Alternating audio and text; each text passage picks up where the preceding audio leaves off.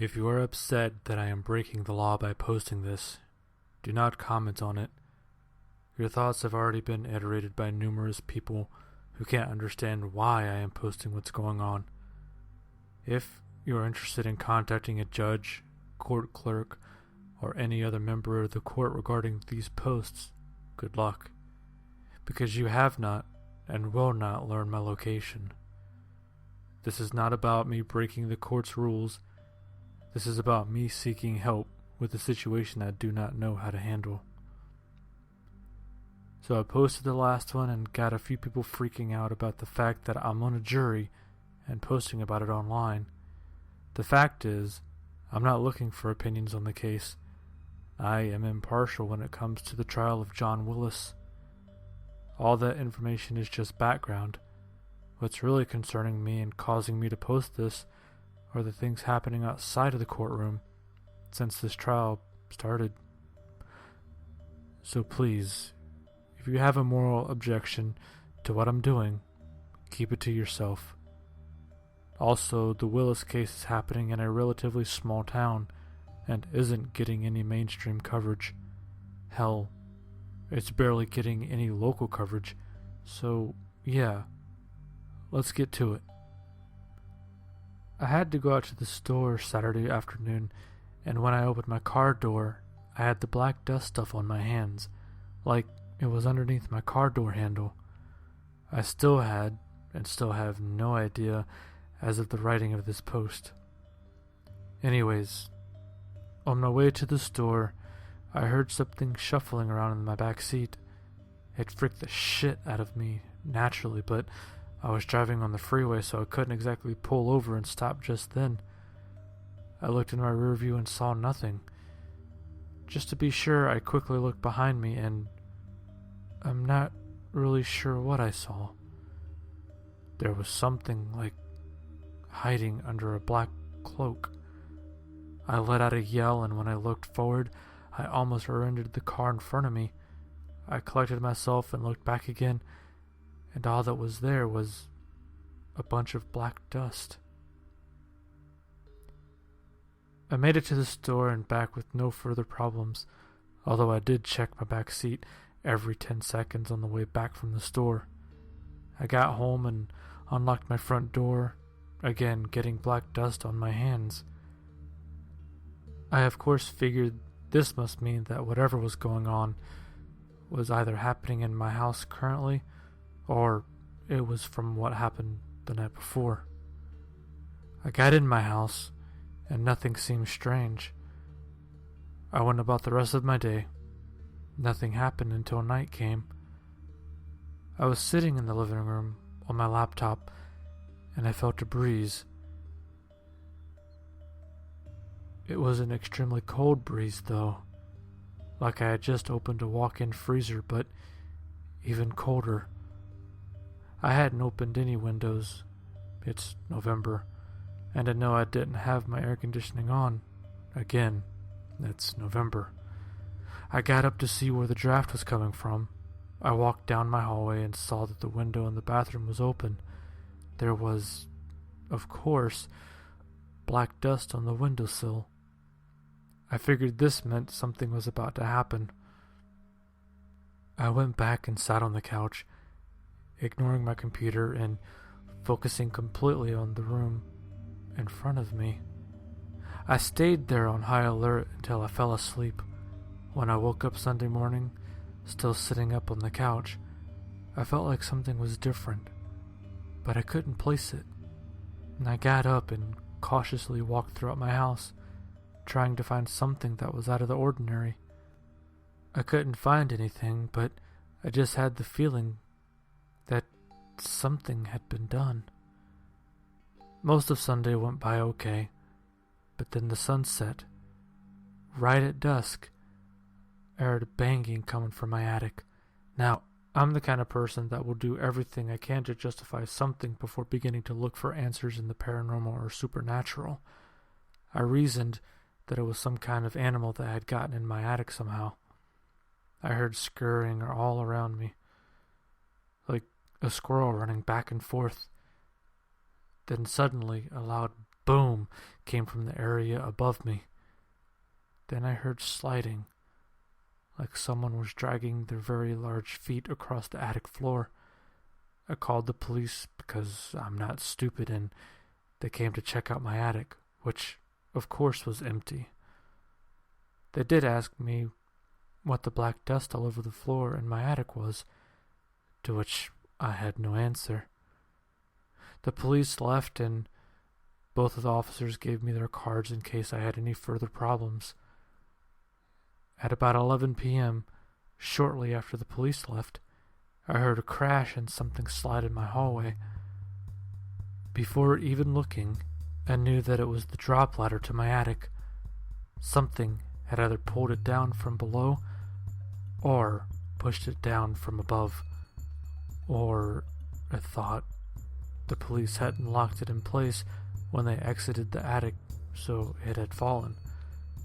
I walked towards the fallen ladder, and suddenly, as if someone had flipped a switch, an extremely bright light shone from the attic into the hallway. I stopped dead in my tracks and waited for something else to happen. The light seemed to get brighter and brighter until it was almost pure white, to the point it was hurting my eyes. Then, as quickly as it had started, it stopped, with what sounded like the light bulb in the attic exploding. I heard the familiar sliding sound go from the door to the other side of the attic above me. I ran and shut the drop ladder and made sure the lock was properly set. That was the last issue I had on Sunday. Today I reported for court at 9 a.m. Today was the day for the witness testimony and cross-examination. Witness for the defense number 1, Rebecca DeMone. Rebecca DeMone is John's next-door neighbor. Her initial statement was gathered during canvassing of the area, which she reiterated for the court. She mentioned that she was in her backyard doing some gardening before it got too dark, and that at one point, around 7:45, John walked into his backyard, where they exchanged a wave, and he walked back into his house without doing anything outside. Shortly after that, she heard one scream, and one scream only.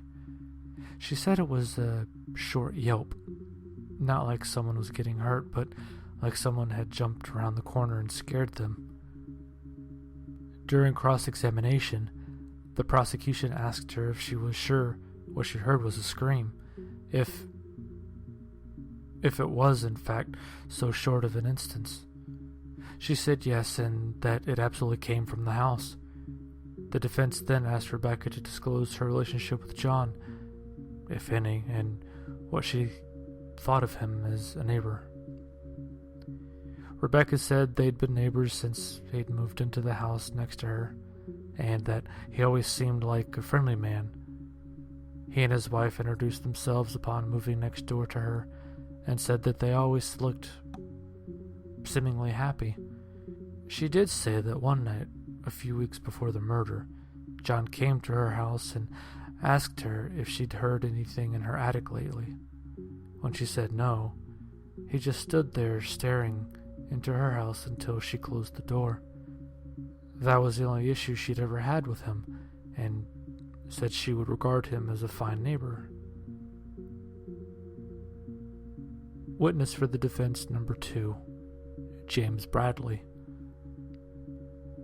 The extent of James Bradley's testimony was the information that John had called him multiple times regarding strange things going on in his home.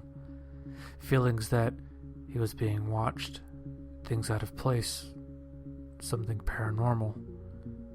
The prosecution basically just grilled him on being a, quote, paranormal expert, end quotes, and essentially tried to paint the whole profession as a joke.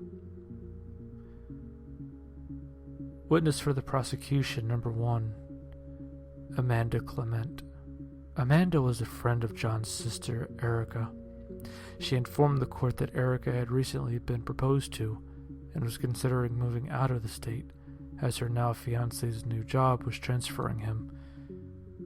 She had been with Amanda, getting coffee, just before she went to John's house and was ultimately murdered. Her plan was to tell John the news. Witness for the prosecution number 2, Anthony Mineo. Anthony Tony Mineo was quite the witness the prosecution brought forth. He was apparently the paramour of Jessica Willis, as they had been carrying on a clandestine relationship for nearly 2 years. In Tony's opinion, John had found out about it and murdered her. The prosecution corroborated this by presenting text messages from the day before the murder, in which Jessica discussed the fact that her husband might know about their affair. It was all pretty damning evidence. The defense cross-examined Anthony, and in all honesty, kind of made fools of themselves. They basically had him restate what he'd already said, and then sort of flat out asked him why the court should believe he himself didn't do it, as if he was some scorned lover who couldn't get over the fact that she wouldn't leave her husband, even though there was no basis for such an insinuation. That's when I noticed the defense attorney acting strange. He was like mildly twitching every few seconds and had a look of fear in his eyes I'd never seen.